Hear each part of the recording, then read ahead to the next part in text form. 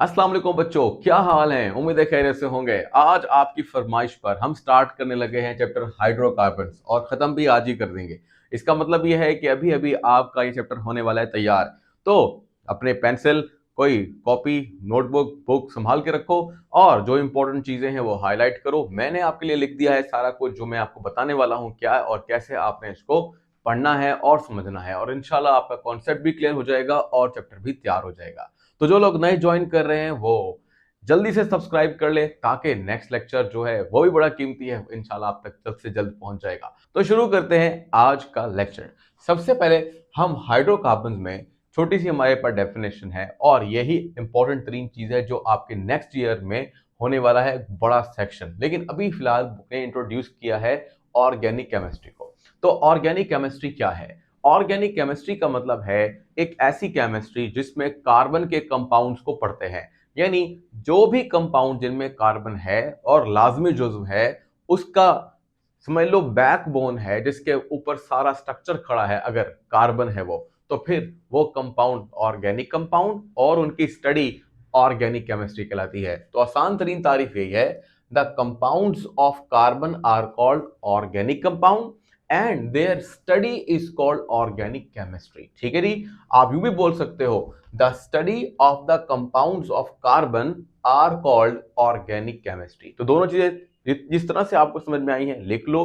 दो तारीफें की हैं मैंने, ऑर्गेनिक कंपाउंड की और ऑर्गेनिक केमिस्ट्री की। ठीक है। ऑर्गेनिक कंपाउंड करोगे तो स्टार्ट करोगे the compound which are made up of carbon, और अगर ऑर्गेनिक केमिस्ट्री को डिफाइन करोगे, the branch of chemistry which deals with the study of organic compounds. तो ये आपके पास दो तारीफें कंप्लीट हुई। इसके बाद चलते हैं एक यानी एक्सेप्शन की तरफ, कि ऐसा हो सकता है कि कुछ कंपाउंड ऐसे हों जो कार्बन रखते हों लेकिन ऑर्गेनिक ना हो। तो जवाब है जी, some carbon compounds are not organic. ठीक है। तो ये सवाल किसी तरह जहां जहां ये क्वेश्चन मार्क लगा है वहां पर आपका सवाल है। तो सवाल ये है कि वो कौन से कंपाउंड हैं जो कि कार्बन रखते हैं लेकिन वो ऑर्गेनिक नहीं है। इसको कई तरह देखा जा सकता है। भाई वो कंपाउंड लिखो जो कार्बन वाले हैं पर इनऑर्गेनिक है। बात भी सही है। मतलब इस सवाल को किसी तरह से घुमाया फिराया जा सकता है, लेकिन जवाब एक ही है। जवाब यह है कि वो कंपाउंड जो कार्बन तो रखते हैं लेकिन ऑर्गेनिक नहीं बल्कि इनऑर्गेनिक तस्वर किए जाते हैं, वो है carbonates, cyanides, carbides, cyanates, oxides of carbon, जैसे कि कार्बन मोनोऑक्साइड, कार्बन डाइऑक्साइड। इस तरीके से बहुत आसानी के साथ आपको एक और क्वेश्चन याद हो गया। मतलब अब हमने ऑर्गेनिक कंपाउंड, ऑर्गेनिक केमिस्ट्री और the compounds which are made up of carbon but are not organic, उनके बारे में पढ़ लिया है। अच्छा, इसके बाद वो कहता है ऑर्गेनिक कंपाउंड की कुछ एग्जांपल्स भी दो। तो अगर आप छोटा सा सवाल लिख रहे हो जिसमें डेफिनेशन भी कर दी और कुछ ये हिस्सा भी बता दिया और अपने साथ एग्जांपल भी दे दी, तो ये एक परफेक्ट आंसर बन जाएगा। और अगर आप इसमें से कुछ कम करना चाहो तो ये जो आपके पास कार्बन वाले कंपाउंड जो ऑर्गेनिक नहीं है वो ना लिखो, बस आप पहले डेफिनेशन कर दो और फिर एग्जांपल दे दो, तो ये सवाल भी काफी रहेगा। एग्जांपल के तौर पर देखो, ऑर्गेनिक केमिस्ट्री में जो हम पढ़ते हैं, जो कंपाउंड्स पढ़ते हैं, वो ये हैं। देखो एक एग्जांपल हमारी बुक ने दे दी है, दैट आर बायोमोलिक्यूल्स। बायोमोलिक्यूल वो होते हैं जो जिंदगी के मॉलिक्यूल, यानी जो जानदारों के जिस्म का हिस्सा होते हैं, जानदार जिसे खाते हैं, जिसके साथ उनकी जिंदगी बसर होती है, वो बायोमोलिक्यूल है। यानी ये वो हैं जो जिंदगी बनाने वाले हैं। मसलन protein, enzymes, carbohydrates, lipids, vitamins, nucleic acid, pharmaceutical कहते हैं जो कि अद्वियात वाले, यानी जो आप ड्रग्स, हमने पढ़ा था बायोलॉजी में ड्रग्स के बारे में, तो ड्रग्स फार्मास्यूटिकल्स में आते हैं। या कह लें जो मेडिसिन इंसान खाता है वो भी फार्मास्यूटिकल्स हैं। And synthetic fibre, synthetic fibre का मतलब इस तरह के धागे बनाते हैं, रेशे बनाते हैं जिससे कपड़े या क्लोथ्स बनाए जा सकते हैं। यानी ये कपड़े सस्ते होते हैं। किसी जमाने में रेशम का कपड़ा सिर्फ बादशाह के घर पहना जा सकता था, लेकिन अब रेशम या सिल्क जो मर्जी चाहे पहन ले, क्योंकि पहले वो रेशम रेशम के कीड़े से ही हासिल होता था, जिसको पालना पड़ता था कीड़े को, फिर उससे ऊन या कह लो जो रेशम होती वो निकालनी होती थी, और फिर उसके बाद जो है उसको प्रोसेस करके धागा बनाकर एक ड्रेस तैयार होता था। एक शायद महीने, मतलब महीने के बाद, 6 महीने के बाद, और वो फिर स्पेसिफिक किसी एक अहम बंदे के पास ही हो सकता था। लेकिन अब केमिस्ट्री ने जब से सिंथेटिक फाइबर बनाए हैं, जब से ही हम नए किस्म के कपड़े तैयार कर रहे हैं जो कि इंतहाई सस्ते हैं। तो बहरहाल ये सिंथेटिक फाइबर के बारे में बताया। हाउ कार्बन इज इंपॉर्टेंट, ये एक और क्वेश्चन आया, यानी कि कहाँ का ये सवाल आ सकता है, what is importance of carbon, carbon की क्या अहमियत है, कार्बन के क्या फवायद हैं, कार्बन की क्या सिग्निफिकेंस है। आखिर जो ऑर्गेनिक केमिस्ट्री में हम सिर्फ एक एलिमेंट के कंपाउंड पढ़ रहे हैं, उस एक एलिमेंट में खासियत क्या है, मतलब इस तरह का सवाल है। जवाब मैंने पॉइंट की शक्ल में लिखा है, तो आप यहां पर देखेंगे। सबसे पहला हमारे पास पॉइंट आ रहा है, कार्बन कांट लूज और गेन इलेक्ट्रॉन। देखो आमतौर पर इनऑर्गेनिक कंपाउंड्स वो होते हैं, वो तब बनते हैं जब इलेक्ट्रॉन लिए और दिए जाते हैं। कार्बन ना इलेक्ट्रॉन लेता है ना इलेक्ट्रॉन देता है, इसलिए हम कार्बन को एक अलग केमिस्ट्री के तौर पर पढ़ते हैं जो कि ऑर्गेनिक केमिस्ट्री है। यही इसमें खासियत है कि ये ऑर्गेनिक कंपाउंड के साथ जुड़ा है। नेक्स्ट, यानी दोबारा सुन लो, ये आयनिक बॉन्ड नहीं बनाता, ये कोवलेंट बॉन्ड बनाता है, ये भी हम पढ़ेंगे। It forms 4 covalent bond. तो कार्बन अगर आयनिक कंपाउंड नहीं बनाता तो फिर क्या बनाता है, आप कहेंगे सर कोवलेंट कंपाउंड बनाता है। और कोवलेंट कंपाउंड में जो बॉन्ड्स होते हैं वो कोवलेंट बॉन्ड्स ही होते हैं। इनके बारे में कुछ तसव्वुर आपको होगा, लेकिन इंशाल्लाह मैं भी आपको जो है कोवलेंट और जो कोवलेंट कह लो, आयनिक कह लो, उन बॉन्ड का तस्वर दूंगा साथ साथ जब आपके पास रेलेवेंट टॉपिक्स आएंगे। अच्छा, फिर नेक्स्ट लिखता है, covalent bond between the carbon atom is strong due to small size of carbon atom. देखो जब छोटे एटम्स के दरमियान कोवलेंट बॉन्ड बनता है तो वो स्ट्रॉन्ग होता है। कार्बन भी एक छोटा एटम है, इसलिए कार्बन कार्बन के साथ जुड़े या कार्बन किसी दूसरे एटम के साथ कोवलेंट बॉन्ड के जरिए जुड़े तो वो बॉन्ड काफी ताकतवर हो जाता है। यही फायदा होता है कि कार्बन कार्बन के साथ जुड़कर एक लंबी चेन भी बनाता है, और चेन बनाने के अमल को कैटिनेशन बोलते हैं। और यही हमारा नेक्स्ट पॉइंट होगा, इसको देखो, it forms stable bond with itself and with carbon. देखो कार्बन अपने आप से तो जुड़ता ही है, लेकिन इसके साथ साथ वो अपने कंपाउंड में मजीद एलिमेंट जैसे कि हाइड्रोजन, ऑक्सीजन, नाइट्रोजन जैसे एलिमेंट से भी जुड़ जाता है। तो इसका मतलब ये हुआ कि जब ये बॉन्ड बनाएगा कार्बन तो ये दूसरे एलिमेंट के साथ मिलकर स्टेबल बॉन्ड बनाएगा। फिर इसके बाद एक और बात आती है, दैट इज कॉल्ड कैटिनेशन। यानी तारीफ अगर आ जाए कैटिनेशन की, ये अलग से शॉर्ट क्वेश्चन बन सकता है, एमसीक्यू है। मैंने एमसीक्यू को ग्रीन कलर में लिखा है, तो ये भी एक तरह का एमसीक्यू है और ये भी एक तरह का एमसीक्यू है। इट्स सेल्फ लिंकिंग प्रॉपर्टी, चूंकि कार्बन कार्बन से जुड़ रहा है, इसलिए इस अमल का नाम जंजीर साजी या फिर इंग्लिश में कहते हैं कैटिनेशन होता है। तो कैटिनेशन कार्बन का कार्बन के साथ जुड़कर रहना है। फिर लिखता है, carbon can form straight carbon बिल्कुल सीधा सीधा जुड़ सकता है, ब्रांच, उसमें मजीद ब्रांचेस निकल सकती है। ये मैं आपको सिखाऊंगा जब मैं नाम देना सिखाऊंगा ना आपको ऑर्गेनिक कंपाउंड के, तो वहां पे ब्रांच के बारे में अच्छे तरीके से समझाऊंगा। फिर लिखता है, एंड द रिंग्स, और कार्बन जुड़ते जुड़ते जुड़ते आखिरी कार्बन से भी जुड़ सकता है। यानी पहला कार्बन फिर आखिरी कार्बन से जुड़ जाए तो इसे क्या कहते हैं, रिंग कहते हैं। तो इस तरह से डिफरेंट ऑर्गेनिक कंपाउंड्स बन सकते हैं। अब चलते हैं आगे। तो सवाल ये आता है कि सैचुरेटेड कंपाउंड्स कौन से हैं या क्या होते हैं, सैचुरेटेड कंपाउंड को डिफाइन करो। तो मुख्तलिफ तरह से क्वेश्चन बन सकता है, इसका आंसर बिल्कुल सादा सा है। देखो आपकी बुक में तकरीबन यही कंपाउंड दिए गए हैं इस चैप्टर में।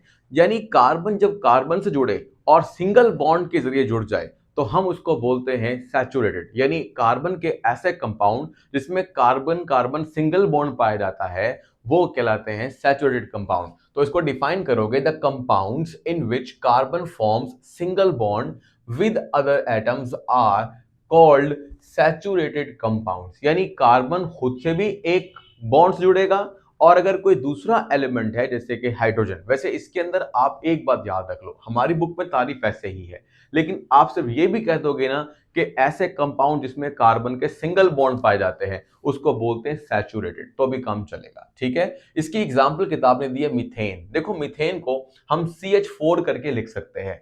इस तरह से अगर करके लिखेंगे और ऐसे नहीं लिखेंगे तो इसको कहेंगे कंडेंस्ड फार्मूला। लेकिन अगर कार्बन की चारों वैलेंसीज आपको नजर आ रही हो जो जुड़ी हो दूसरे एटम्स के साथ या कार्बन के साथ भी, तो उसको हम बोलते हैं स्ट्रक्चरल फार्मूला। मतलब इसको हमने बंद करके लिखा है, इसको हमने खोल के लिखा है। ठीक है, इसी तरह से मजीद एग्जांपल भी आएंगी तो वो हम पढ़ेंगे।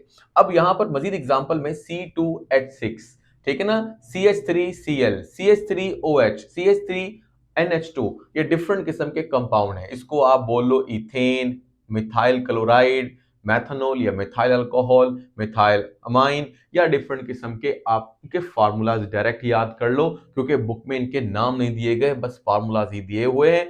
इस वक्त ये फार्मूलाज जब काफी हद तक इकट्ठे हो जाएं तो एक और नाम भी बनता है, that is called molecular formula. इसके बारे में और कंडेंस फार्मूला में थोड़ी सी कंफ्यूजन हो सकती है, लेकिन आगे चलकर जब एग्जांपल आएंगी तो वो दूर हो जाएगी। अच्छा जी, बहरहाल अब आपके पास ये छोटी सी एग्जांपल जरूर देनी है। अगर सवाल आ जाता है सैचुरेटेड कंपाउंड तो उसकी डेफिनेशन और उसकी एग्जांपल जरूर दें।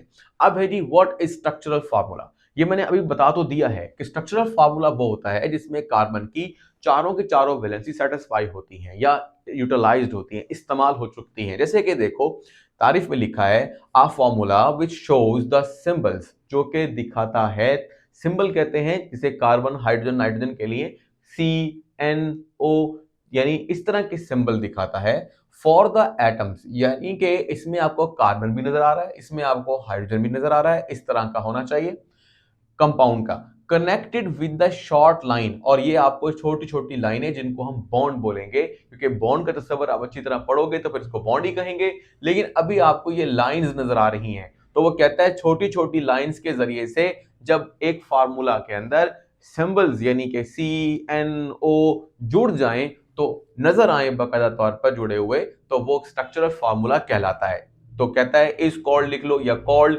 Structural formula. तो बेटा ये तारीफ हो गई, ये अलग से 2 नंबर का सवाल हो गया। इसकी डेफिनेशन तो यही है, लेकिन एग्जांपल आप यही दे लोगे, जैसे कि ये CH4 को हमने खोल के लिखा है।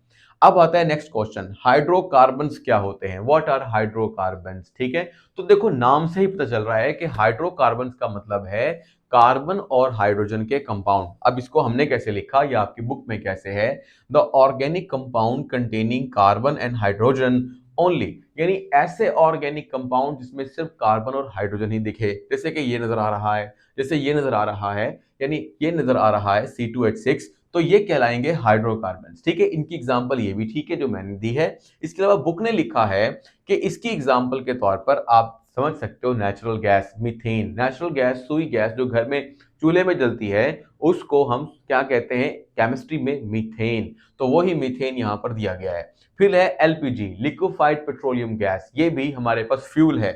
CNG भी फ्यूल है, कंप्रेस्ड नेचुरल गैस, जो कि आप इस्तेमाल करते हैं घरों के अंदर। ये CNG जो होता है या कंप्रेस्ड नेचुरल गैस जो होता है, इसके अंदर मीथेन भी होता है, लेकिन इसके अलावा दूसरे फ्यूल भी हो सकते हैं, जैसे कि इथेन, प्रोपेन, ब्यूटेन वगैरह। पेट्रोल है, डीजल है, ये सब के सब एग्जाम्पल आपको चाहिए कि आप कोट करो, ताकि हाइड्रोकार्बन्स का वो वाला, यानी कि ये जो पोर्शन जो बुक में दिया गया है ये जरूर हो जाए। अब आता है इस्तेमाल, कि हाइड्रोकार्बन इस्तेमाल कहां करते हैं। अगर क्वेश्चन आ जाए what are hydrocarbons, give its use या हाउ इट इज यूटिलाइज, ये किस तरह से इस्तेमाल होता है, तो फिर आपको यूज भी देना है। तो हाइड्रोकार्बन सर्व्स एज प्लास्टिक, जो आप आज के दौर में देख रहे हो हर जगह प्लास्टिक नजर आती है, चाहे वो शॉपिंग बैग्स हो, चाहे वो सिंपल मार्कर हो जो मेरे हाथ में होता है, ये व्हाइट बोर्ड जो कि प्लास्टिक शीट से रखता है, यानी इसके ऊपर प्लास्टिक शीट है, तो ये सबका सब प्लास्टिक। इसके अलावा यानी ऑर्गेनिक है, इसके बगैर आप पढ़ ना सकते। यानी अगर मैं आपसे कहूं कि मोबाइल में भी बहुत सारी चीजें ऑर्गेनिक हैं, जब तक वो ना होती तो आपका मोबाइल भी ना होता, तो ना मोबाइल भी ना होता, ये क्लासरूम्स भी ना होते। अच्छा जी, इसके बाद लिखता है नेक्स्ट में मेडिसिन, यानी बहुत सारी जो मेडिसिन आप खाते हो बीमारी दूर करने के लिए, वो भी ऑर्गेनिक है। सिंथेटिक फाइबर, ये बात पहले भी मैंने कर दी है। पेंट आपको पता है कलर करने के काम आता है। बॉर्निश जो होता है ये लकड़ी को महफूज करने के काम आता है। तो ये मुख्तलिफ किस्म के जो समझ लें नेचुरल चीजें थी, वो ऑर्गेनिक कंपाउंड के तौर पर किताब ने हमें बताई हैं। इसके अलावा भी बहुत सारी चीजें हैं, जैसे प्लास्टिक को अगर हम थोड़ा एलैबोरेट करें तो प्लास्टिक एक सिंथेटिक चीज है, हमने खुद बनाई है। फाइबर भी सिंथेटिक है, खुद बनाए हैं। लेकिन कुछ और चीजें जैसे कि हमने बात की अभी क्या कहते हैं नेचुरल गैस की, LPG, CNG, पेट्रोल, डीजल, ये हमें नेचुरली मिलते हैं। तो कुछ चीजें नेचुरल हैं और कुछ हमने खुद बनाई हैं। इस सब तमाम को आप एज आ एग्जाम्पल भी कोट कर सकते हो फॉर द हाइड्रोकार्बन। तो आपको मैं थोड़ा अलग भी करके बताया, एक करके भी क्या बताया, हाइड्रोकार्बन ये उसकी डेफिनेशन और ये उसका कह लें सोर्स, या किसके हाइड्रोकार्बन किस चीज से बने हैं या हाइड्रोकार्बन क्या चीज बना रहे हैं, ये बात। और यहां पर आ गया यूज, कि यूज किस तरह से करते हैं हाइड्रोकार्बन का, तो ये भी वो कंपाउंड है जो ऑर्गेनिक है। तो ये भी ऑर्गेनिक कंपाउंड, ये भी ऑर्गेनिक कंपाउंड, ये ऑर्गेनिक कंपाउंड का एज अ हाइड्रोकार्बन डेफिनेशन। कोई ये पूछता है सर ऑर्गेनिक कंपाउंड और हाइड्रोकार्बन में क्या डिफरेंस है, तो बड़ा आसान सा है। देखो हाइड्रोकार्बन में हमने कहा है कि वो है तो ऑर्गेनिक कंपाउंड, लेकिन उसमें सिर्फ कार्बन और हाइड्रोजन होते हैं, इसलिए हमें सिर्फ वो मिसालें कोट करनी पड़ती हैं हाइड्रोकार्बन में जो कार्बन और हाइड्रोजन पर मुश्तमिल हों। लेकिन अगर ऑक्सीजन, क्लोरीन, नाइट्रोजन दाखिल कर दें तो फिर ऑर्गेनिक कंपाउंड की मिकदार बहुत ज्यादा बढ़ जाती है। तो आपको यहां पर पता चला। इसके बाद चलते हैं आगे, और वो है क्लासिफिकेशन का क्वेश्चन कि क्लासिफिकेशन कैसे की जा सकती है। तो किसकी, हाइड्रोकार्बन की क्लासिफिकेशन, बहुत आसान सी क्लासिफिकेशन है। तो क्लासिफिकेशन में अगर हाइड्रोकार्बन्स के बारे में पता चले तो हम कहते हैं कि सिंपली क्लासिफाइड एज, यानी हाइड्रोकार्बन को आप क्लासिफाई कर सकते हो ये कहकर के ये अल्केन है, अल्कीन है, अल्काइंस है। देखो सिंपल सी बात, अगर कार्बन कार्बन सिंगल बॉन्ड यानी सैचुरेटेड कंपाउंड होंगे तो अल्केन, और अगर डबल बॉन्ड या ट्रिपल बॉन्ड भी पाया जाता है यानी बॉन्ड की तादाद दो एटम के दरमियान, कार्बन कार्बन के दरमियान बढ़ जाती है, तो फिर हम उसको अल्कीन और अल्काइन भी कहते हैं। फिलहाल हमारी किताब में अल्काइन और अल्कीन के बारे में तस्करा नहीं है, अभी अल्केन के बारे में पढ़ाया जा रहा है, क्योंकि अभी आप इसको फर्स्ट टाइम ऑर्गेनिक केमिस्ट्री को स्टार्ट कर रहे हो, इसलिए सिंपलेस्ट फॉर्म ली गई है। अच्छा जी, इसके बाद लिखता है यूज टू मेक। अब ये जो आपके पास हैं क्या भला, जो सिंपलेस्ट कंपाउंड हैं तो वो किस तरह इस्तेमाल हो रहे हैं, तो वो कहता है simplest hydrocarbon used as fuel, यानी कि मीथेन के बारे में थोड़ा सा बता रहा है कि ये आपके पास हाइड्रोकार्बन भी है, ये फ्यूल के तौर पे भी इस्तेमाल होता है, और इससे बनाई जा सकती है मजीद, इसका इस्तेमाल कर कर क्या बनाया जा सकता है, कार्बन ब्लैक, इसे काजल बोलते हैं। काजल का मतलब होता है, काजल ब्लैक कह लो या आंखों में लगाने वाला सुरमा, ठीक है, सुरमा। इसके बाद आगे लिखता है कार्बन डाइसल्फाइड, ये भी एक ऑर्गेनिक कंपाउंड है, अच्छा सॉल्वेंट है। क्लोरोफॉर्म, ये भी एक अच्छा सॉल्वेंट है। एंड हाइड्रोसायनिक एसिड, जैसा कि देखो बेटा ये फॉर्मूला भी मैंने कुछ लिख दिए हैं, हमारे किताब में इनके फॉर्मूला नहीं थे पर नाम थे, तो आप इनके नाम और स्पेलिंग अच्छे तरीके से तैयार कर लो ताकि आपके लिए कोई मसला ना हो। अब बात आती है अल्केन्स की, कि अल्केन वो सिंपलेस्ट क्लास है ऑर्गेनिक कंपाउंड की जिससे सारे ऑर्गेनिक कंपाउंड जन्म लेते हैं, यानी कि सबसे सादा तरीन जो आपको नजर आने वाला है वो क्या है, वो है अल्केन। फिर उसके बाद इसमें तब्दीली आएगी, अल्कीन बनेंगे, अल्काइन बनेंगे, कार्बोक्सिलिक एसिड्स बनेंगे, अल्कोहल बनेंगे, एल्डिहाइड कीटोन्स बनेंगे। ये वक्त के साथ साथ जितने ऑर्गेनिक कंपाउंड फैलेंगे आप देखेंगे कि सारे ऑर्गेनिक कंपाउंड अल्केन से निकलते हैं। तो अल्केन सबसे सादा तरीन ऑर्गेनिक कंपाउंड या हाइड्रोकार्बन हैं। अब इसके बारे में क्वेश्चन आ जाता है जी, write down the properties of alkanes. तो आपने अल्केन के बारे में बताना है, क्या बताओगे, it is a simplest family of the hydrocarbon, यानी हाइड्रोकार्बन में तीन फैमिलीज आपको या तीन क्लासेस बताई थी, अल्केन, अल्कीन, अल्काइन, जिसमें से अल्केन सबसे सिंपलेस्ट है। तो ये पहली बात। Number two, only single bond is present between the carbon carbon और कार्बन हाइड्रोजन, हमेशा आपको अल्केन में दो कार्बन के दरमियान एक, या कार्बन और हाइड्रोजन, क्योंकि दूसरा एलिमेंट हाइड्रोजन ही होगा ना हाइड्रोकार्बन की वजह से, तो कार्बन कार्बन हो या कार्बन हाइड्रोजन हो उनके दरमियान बॉन्ड हमेशा सिंगल मिलेगा आपको। लिखता है four valencies of the carbon are fully utilised, इसमें जैसे ये देखो ये आपके पास अब एक नहीं दो कार्बन है, और इन दोनों कार्बन की 1 2 3 4, 1 2 3 4, अब कहेंगे सर इसको आपने दो दफा गिन लिया, बेटा जब भी बॉन्ड बनता है वो दो एटम के आपस में इलेक्ट्रॉन की शेयरिंग से बनता है, इसलिए ये बॉन्ड दोनों तरफ गिना जाता है। तो ये आपके पास चार बॉन्ड यहां और चार बॉन्ड यहां, यानी कि कार्बन के चारों चारों बॉन्ड क्या हो गए हैं, नजर आ रहे हैं। ये एक स्ट्रक्चरल फार्मूला भी है, और हाइड्रोजन भी इनके साथ जुड़े हुए हैं। तो इसको ऐसे लिखो तो ये स्ट्रक्चरल फार्मूला, अगर ऐसे लिखो तो कंडेंस्ड फार्मूला, जिसे हमने पहले यहां पे पढ़ा था कंडेंस्ड फार्मूला के बारे में, यानी ये इसका कंडेंस्ड फार्मूला था। लेकिन अगर हम इसको और भी छोटा कर दें, जैसे लिखें C2H6, C2H6, तो फिर हम इसको अब कंडेंस नहीं बल्कि मोलेकुलर फार्मूला बोलेंगे। यानी आपके पास तीन नाम मैंने पहले बताए थे, एक कौन सा, स्ट्रक्चरल, दूसरा कंडेंस्ड। मीथेन के मामले में कंडेंस्ड फार्मूला भी यही है और मोलेकुलर फार्मूला भी यही है, लेकिन ईथेन के मामले में जो कंडेंस्ड फार्मूला है वो ऐसा है और मोलेकुलर फार्मूला ऐसा है, C2H6। तो ये आपको मैंने अब क्लियर कर दिया।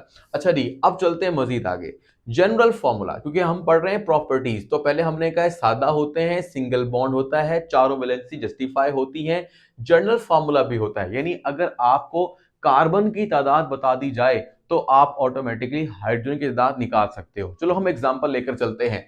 मिसाल के तौर पर मैं आपसे कहता हूं कि मेरे पास एक ऑर्गेनिक कंपाउंड है जिसमें कार्बन की तादाद 2 है, तो बताओ हाइड्रोजन की तादाद कितनी होगी। अब आपको नजर तो आ रहा है कि इसका 6, नहीं, आपने इसको, आपको पता नहीं है, आपने बताना है, कैसे बताओगे। तो एक काम करो, देखो ये है फार्मूला CnH2n+2। n की जगह पे आपने कार्बन की तादाद लगा देनी है। जैसे कार्बन की तादाद है 2, तो हाइड्रोजन होंगे 2 2 4 + 2 6, ये यानी हाइड्रोजन 6 होंगे। अब मैं आपको एक बताता हूं और आपने मुझे कमेंट बॉक्स में लिख के बताना है कि अगर कार्बन की तादाद 3 हो जाए तो कितने हाइड्रोजन होंगे, और कार्बन की तादाद अगर 4 हो जाए तो कितने हाइड्रोजन होंगे। ठीक है, तो एक चीज मैं समझा देता हूं आपको कि अगर कार्बन की तादाद 6 होगी तो हाइड्रोजन 6 2 12 + 2 14 होंगे, यानी C6H14 फार्मूला बन जाएगा। ठीक है, तो ये आपको मैंने बताया, बाकी जो मैंने आपको कहा है वो कमेंट बॉक्स में मुझे बताओ, देखते हैं सही बताते हैं गलत बताते हैं। अब है जी एक और चीज, methane is simplest hydrocarbon called parent hydrocarbon. Parent का मतलब जो नए कंपाउंड को जन्म दे, तो हाइड्रोकार्बन में एक तो सबसे सादा कौन है, अल्केन्स, और अल्केन चूंकि क्लास है, ग्रुप है, उसमें जो सबसे आसान तरीन सिंपलेस्ट एग्जांपल है वो है मीथेन की। तो पूरे ऑर्गेनिक केमिस्ट्री में सबसे सादा तरीन हाइड्रोकार्बन या ऑर्गेनिक कंपाउंड मीथेन है, इसलिए इसको पेरेंट हाइड्रोकार्बन भी बोलते हैं। तो ये आपके पास एमसीक्यू है, इसको अच्छी तरह से याद कर लेना।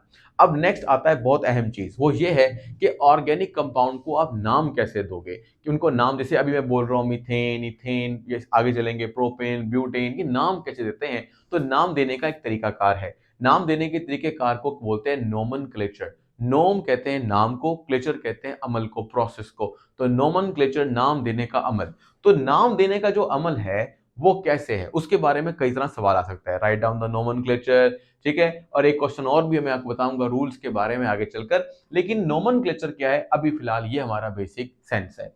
There are very large number of hydrocarbon. असल में बात यह है कि नोमेनक्लेचर में देखो, आपका नाम है, किसी और का नाम है, वो आप पुकार लेते हो, लेकिन एक बात आपने नोट की होगी कि आपके नाम जैसे बेशुमार और लोग भी हैं। ठीक है, तो उनके नाम सेम हो सकते हैं, और ऐसा पॉसिबल भी हो सकता है कि उनके पेरेंट्स के नेम भी सेम हो, तो कोई ना कोई एक दो से मिल जाएंगे आपको। तो इस तरह से कंफ्यूजन हो जाएगी कि असल में आपका नाम कौन सा है। तो ये जो आपके पास ऑर्गेनिक कंपाउंड है, ये कई सैकड़ों नहीं है, हजारों नहीं है, बल्कि लाखों कंपाउंड है। तो फिर जरूरत पेश आ गई कि इतने सारे ऑर्गेनिक कंपाउंड को कैसे नाम दें। इनका नाम अगर हम अपने तरीके से रखें, जैसे कि हम इंसानों में रखे जाते हैं, तो नाम तो हमें याद ही नहीं होंगे। तो कोई तरीका होना चाहिए जिस तरीके के मुताबिक नाम दें, ताकि हर किसी को बात समझ में आ जाए। तो इसके लिए हमारे पास एक सोसाइटी है जिसका नाम है international union of pure and applied chemistry. ठीक है, international union pure and applied chemistry, ये एक तरह की ऑर्गेनाइजेशन है जिसने कुछ रूल्स बनाए हैं, और उन रूल्स के मुताबिक आपको ऑर्गेनिक कंपाउंड्स के नाम देने होते हैं। तो वो जो यहाँ पर लिखा है ऑल ऑर्गेनिक, देखो पहले यहाँ से पढ़ देता हूँ आपको, अगर आप पूरा नहीं समझाया। There are very large number of hydrocarbon, बहुत सारे हाइड्रोकार्बन है। सो टू अवॉइड, ताकि बचा जा सके कॉम्प्लेक्सिटी, पेचीदगी से, they are named according to IUPAC. तो हम आयोपेक सिस्टम के मुताबिक या उस ऑर्गेनाइजेशन के रूल्स के मुताबिक नाम देते हैं। फिर लिखता है all organic compounds have 3 parts, 3 किस्म के, हर नाम के अंदर 3 हिस्से होंगे।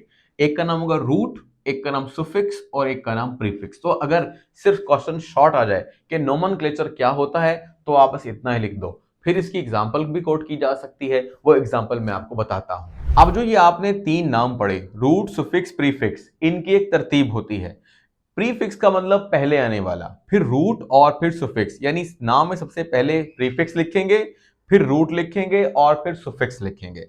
अब मिसाल ले लो कि ये आपके पास एक ऑर्गेनिक कंपाउंड है, इसका नाम है CH3 CH2 CH3 CH3। नाम अभी आपको देने नहीं आते, बट समझ लो कि ये आपने फिलहाल ऐसे याद कर लेना है, फिर मैं इसको नाम देना सिखाऊंगा। इसका नाम जब बनेगा वो होगा 2 मिथाइल ब्यूटेन, 2 मिथाइल ब्यूटेन। अब 2 मिथाइल जो पहला हिस्सा है, इसको कहते हैं प्रीफिक्स। ब्यूट शो करता है कार्बन की तादाद को। देखो, कार्बन अगर होंगे 1 तो हम उसे कहेंगे मेथ, ठीक है, और अगर कार्बन सिंगल बॉन्ड से अटैच होगा, जैसे यहां पर है, तो लग जाएगा एन। अगर कार्बन की तादाद 2 है तो ethane, propane, butane, pentane, hexane, इस तरह चलता चला रहेगा। तो 4 कार्बन है इसके अंदर एक लॉन्ग चेन के अंदर। ये क्या है लॉन्ग चेन बताते हैं, बट आप सोचें कि ये ब्यूट का वर्ड यहां से आया है। तो जो ब्यूट होता है ये एक्चुअली मिडिल नेम भी होता है और ये रूट भी है, यानी ये बताता है एग्जैक्टली कि कार्बन का जो कंपाउंड आप पढ़ रहे हो इसके अंदर कितने कार्बन हैं, क्योंकि ये कार्बन की तादाद है 1 2 3 4। और लास्ट में आता है एन। एन शो करता है सफिक्स को, जिसका मतलब होता है वो किस क्लास का है कंपाउंड। अब देखो जो प्रीफिक्स हैं वो आमतौर पर ये बताते हैं कि ऑर्गेनिक कंपाउंड में कोई फंक्शनल ग्रुप है, कोई उसके अंदर OH है, उसमें क्लोरीन है, उसमें ब्रोमीन है, इस तरह की जो इजाफी चीजें होती हैं कार्बन और हाइड्रोजन के अलावा वो प्रीफिक्स में डिसाइड की जाती है। ठीक है, और कार्बन की तादाद जो है वो किसमें फिक्स की जाती है, वो मिडिल एलिमेंट में की जाती है, यानी मिडिल एलिमेंट मतलब दरमियान के हिस्से में, जो कि क्या है रूट वर्ड है। और आखिरी जो हिस्सा होता है वो ऑर्गेनिक कंपाउंड की कोई क्लास होती है, जैसे कि अल्केन का आखिरी एन, अल्कीन का आखिरी ईन, अल्काइन का आखिरी आइन, अल्काइल हैलाइड होगा तो हैलाइड। तो ये अलग अलग तरीके से आपको बोलने होंगे। अभी फिलहाल सिर्फ और सिर्फ इस हद तक याद करो कि ये कंपाउंड है, ये उसका नेम है, और इसके अंदर प्रीफिक्स क्या है, रूट क्या है और सफिक्स क्या है, ये आपने याद करना है। तो ये जो आपके पास सारा कुछ है ये रूट के तौर पर लिखा जाएगा, और 1 2 3 4 ये आप खुद गिनोगे कार्बन की तादाद को। तो कार्बन की तादाद को जब रूट वर्ड के तौर पर लिखोगे तो 1 2 3 नहीं लिखोगे, बल्कि उसकी जगह पे मेथ एथ प्रोप ब्यूट लिखोगे। तो ये आपको थोड़ा सा मैंने बता दिया, अब इसी चीज को हम आगे लेके चलेंगे, इंशाल्लाह याद हो जाएगा। अब आता है rules for naming organic compound. Organic compound को के जो नाम देने के तरीके हैं, जो आयोपेक सिस्टम ने डिजाइन किए हैं, और असूल और कवायद बताए हैं, वो बताओ। तो इसके अंदर आपके पास चंद एक कवायद हैं, इसको याद रख लो, पहले पे याद करो, फिर हम इसका इतलाक करेंगे, इंशाल्लाह आपको अभी के अभी कुछ समझ में आने लगेंगी बातें। जैसे मिसाल के तौर पर हम कहते हैं identifying longest continuous carbon chain, यानी आपने यहां लिखा हुआ है identify longest continuous chain of carbon in the compound. मैं लिख देता हूं कंटिन्यूअस कार्बन चेन। ठीक है जी, तो कार्बन चेन आपने डिसाइड करनी है। अब कैसे डिसाइड करते हो, अब आप एक मिसाल लो, यही आपके पास कंपाउंड है, इसी को नाम देने का तरीका सिखा रहा हूं। वो कैसे, इसमें कितने कार्बन है, देखो 1 2 3 4 5, आपको 5 लगते हैं, लेकिन यहां पर एक मसला ये है कि वो कहता है कि लॉन्गेस्ट कंटिन्यूअस चेन जो है ये आपने देखनी है। अब लॉन्गेस्ट कंटिन्यूअस चेन क्या होती है ये आपको समझना है। वो किस तरह, आपने उंगली लेनी है ऐसे अपनी, और आखिरी कार्बन पे रखनी है। आखिरी कार्बन ये भी हो सकता है, आखिरी कार्बन ये भी हो सकता है, आखिरी कार्बन ये भी हो सकता है, जो आपका दिल करे। और उसके बाद आपने कार्बन को अगले कार्बन पर शिफ्ट करना है।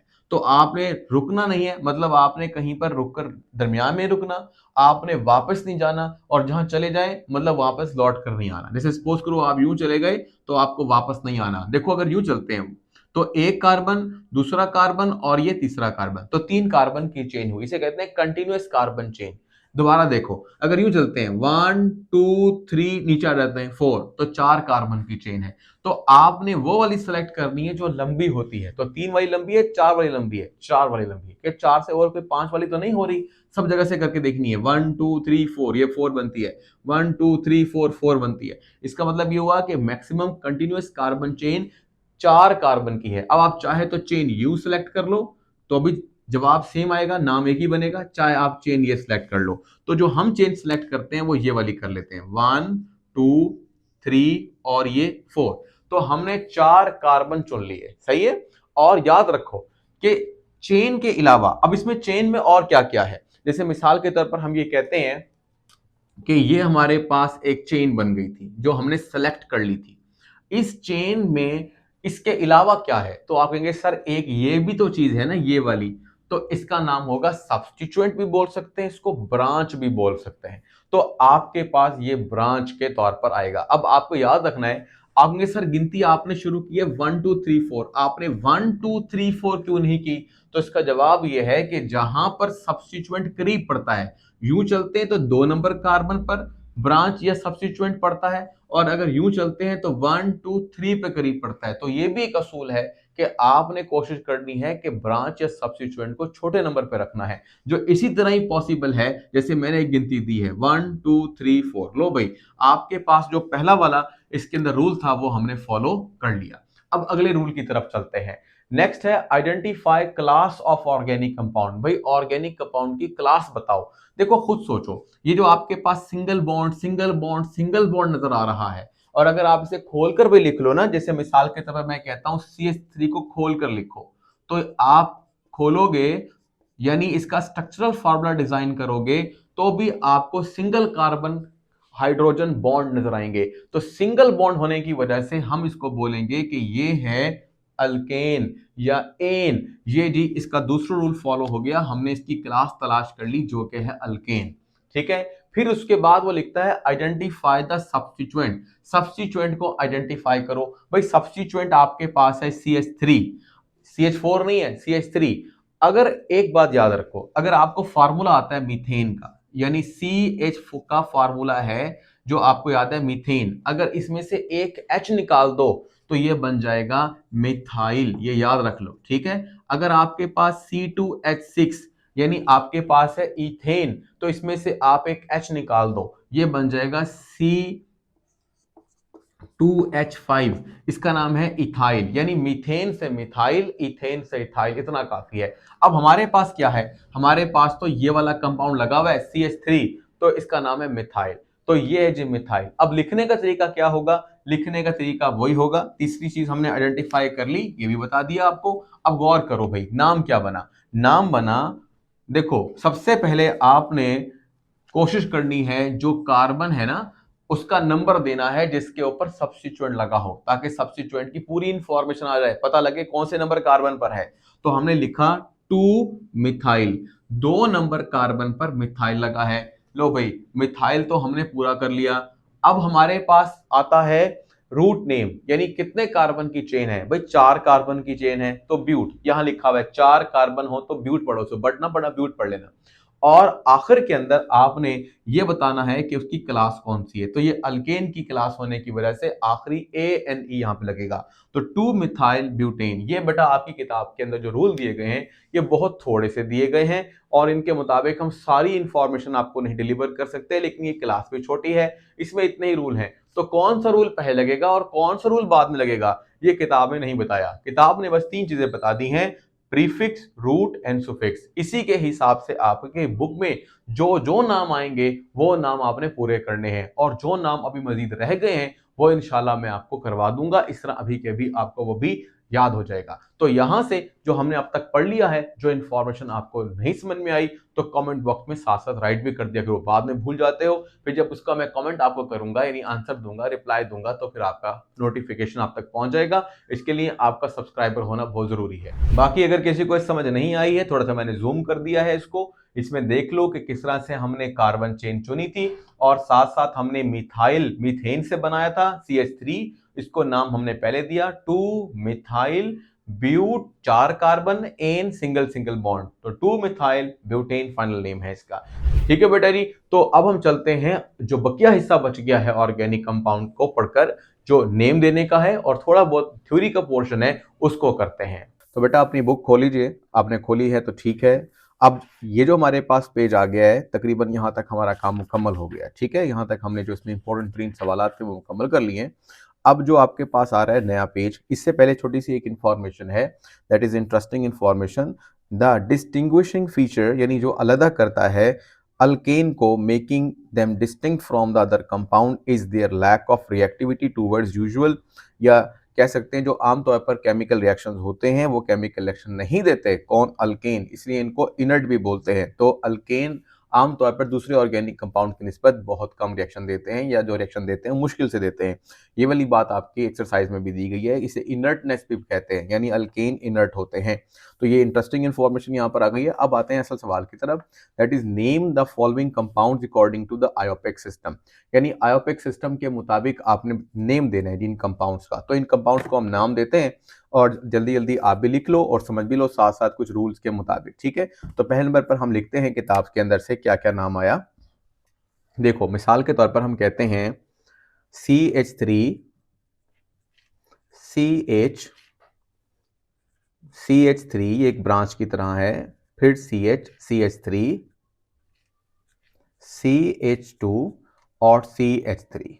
अब ये हमारे पास एक कंपाउंड है, इस कंपाउंड को आपने नाम देना है। तो नाम इसको आप कैसे दोगे? देखो, सबसे पहले वही करो, select the longest continuous carbon chain. अब कार्बन चेन किस तरह से करनी है, जैसे मैंने आपसे कहा था कि सबसे पहले आप देखो 1 2 3 4 5, 1 2 3 4 5, 1 2 3 4, तो 5 कार्बन की चेन लेंथी है। अब चाहे तो आप यूं करके सिलेक्ट कर लो, चाहे तो सीधी कर लो, 1 2 3 4 5।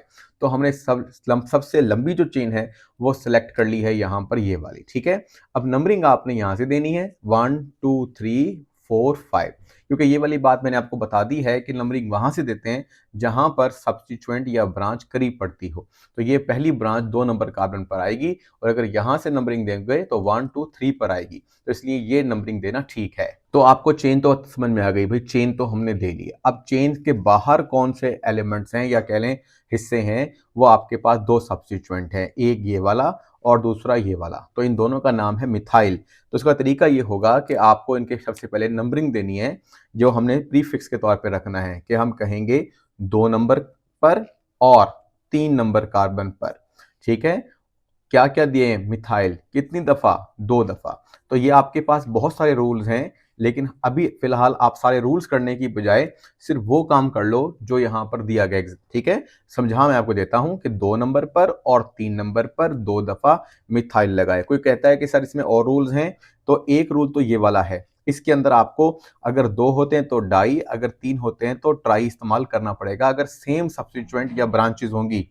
और ये जो आपके पास 2 और 3 के दरमियान में मैंने कॉमा लगाया है, ये भी आपके पास क्या है, एक रूल है कि रूल लगाना होगा। और नंबर और जो आपके पास वर्डिंग है, इसके दरमियान में जो एक छोटी सी लाइन लगाई है, हाइफन कहते हैं इसको, ये भी आपके पास एक रूल है। यानी स्मॉल लाइन का इस्तेमाल करना है जब आप नंबर को वर्ड से अलग करोगे और नंबर को नंबर से अलग करोगे, तो आपको एक कॉमा लगाना होगा। ये रूल आप बड़ी क्लासेस में जाके तफसील से पढ़ोगे, लेकिन फिलहाल इनकी रीजन मैंने दे दी है ताकि आपको समझ आ जाए। अच्छा, फिर उसके बाद अब हमने 2 2 3 डाई मिथाइल मुकम्मल कर लिया, प्रीफिक्स मुकम्मल हो गया। अब आप आ जाओ जो बाकी हिस्सा बच गया, यानी हमारी लॉन्गेस्ट चेन।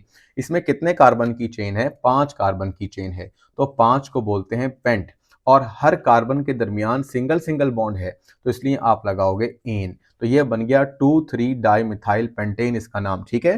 तो ये आपने समझो, पेंट आपके पास क्या था, जो रूट वर्ड था, समझा कर आए हैं। और ये आपके पास आखिर में जो है वो सुफिक्स है, जिसको आप क्लास नेम बोल सकते हो हाइड्रोकार्बन्स की। अब आते हैं दूसरे कंपाउंड की तरफ। दूसरा कंपाउंड कौन सा है? जो हमारे पास दूसरा कंपाउंड है वो कुछ इस तरीके का है। इस कंपाउंड को हम बनाते हैं और इसका नाम देते हैं। तो सबसे पहले आप लिखो वही CH3 कार्बन, ऊपर भी CH3, नीचे भी CH3, और फिर उसके बाद CH2। देखो, कहीं पर CH2 है, कहीं पर CH3 है। ये इसलिए है कि कार्बन की वैलेंसी पूरी 4 करनी होती है। जब जैसे मिसाल के तौर पर मैं आपको समझाता हूं कि देखो, इस कार्बन की 4 वैलेंसी पूरी है, 1 2 3 4, इसलिए कोई हाइड्रोजन नहीं है। इस कार्बन की 2 वैलेंसीज इस कार्बन और इस कार्बन के साथ हैं, तो बाकी 2 हाइड्रोजन के साथ हैं। तो इस तरीके से आपको यहां पर एक कार्बन की वैलेंसी इस कार्बन के साथ है, जबकि 3 हाइड्रोजन की वैलेंसी इस कार्बन के साथ मजीद बन के 4 बन जाती है। यानी अगर मैं इसको खोलकर लिख दूं आपकी खातिर, तो आपने इस तरह भी लिख सकते हैं इसको, अगर आप वैलेंसी बनाते हुए कंफ्यूज हो रहे हो तो, ठीक है। बंद करके लिखना बेहतर रहता है ताकि आप कंफ्यूज ना हो। बहरहाल इस तरह करके भी नाम देते हैं।